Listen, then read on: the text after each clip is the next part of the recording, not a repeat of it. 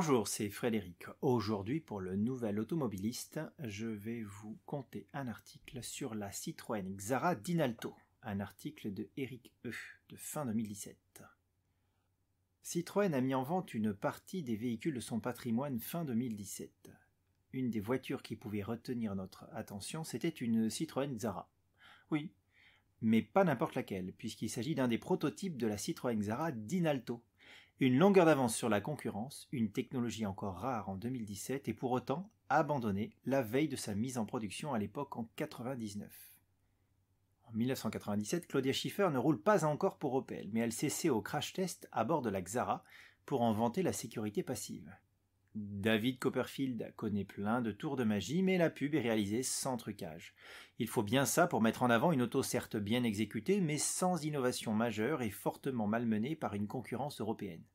La Golf 4, commercialisée dans les jours qui ont suivi le lancement de la Xara, rappelle durement au segment des compacts que Volkswagen n'y est pas venu pour trier les lentilles. À défaut de briller, la Xara creuse son sillon porté par une variante break à succès, que Citroën a bêtement oublié de remplacer par 2 fois, sans vouloir être désobligeant.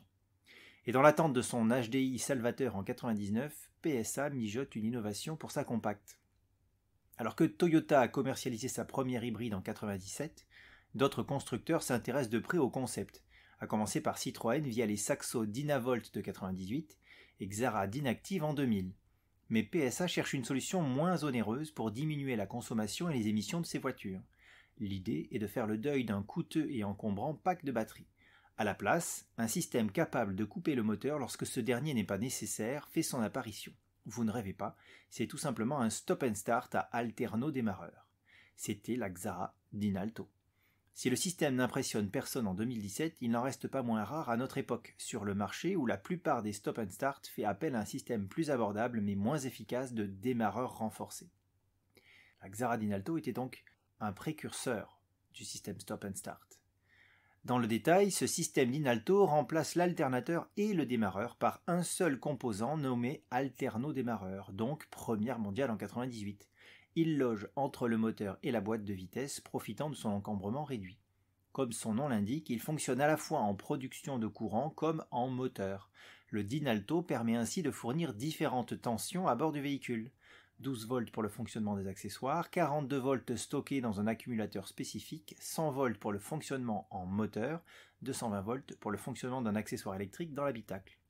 Dans le cas du fonctionnement en moteur, le Dinalto permet différentes prestations. Démarrage du moteur, overboost pour conférer un surplus de puissance ponctuel de l'ordre de 8 chevaux, stop and start que l'on connaît bien mais dans une définition relativement primitive. Il n'agissait qu'après 2 secondes d'arrêt du véhicule.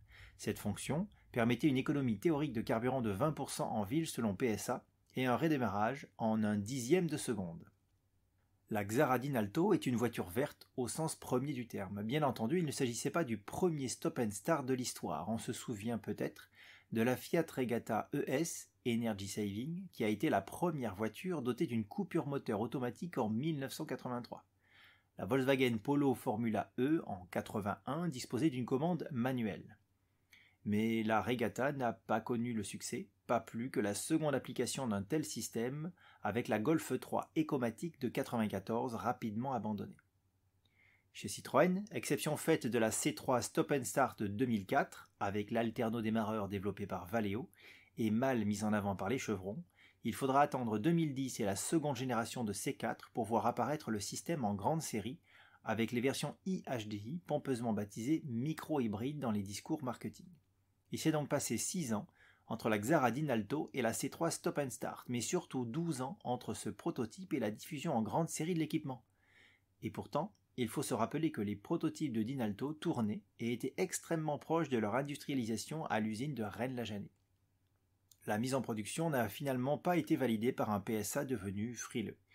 Peur de concurrencer les HDI, manque de vision, non seulement PSA n'est jamais passé pour le précurseur des stop and start, largement répandu par d'autres concurrents comme BMW, mais en plus, les bénéfices de l'alterno-démarreur sur le démarreur renforcé n'ont jamais été vantés. Confort vibratoire, coupure moteur sous 20 km/h, etc. Acte manqué pour PSA assez certain, tout comme la Xaradine Active dont vous trouverez un article également sur le Nouvel Automobiliste, sans compter les premiers démonstrateurs hybrides basés sur des Peugeot 307 et des Citroën C4 HDI du milieu des années 2000. Ni même évoquer le système hybridaire du groupe français, n'en jetons plus, la cour est pleine. Alors à défaut de refaire l'histoire, vous auriez pu, fin 2017, acquérir un morceau de l'histoire, une rare Xaradine Alto, qui était à vendre ce week-end à un tarif estimé à 3 000 €. Bon courage pour la faire homologuer, au pire, elle décorera votre salon. Voilà, c'était un article de Eric E pour le Nouvel Automobiliste. À bientôt.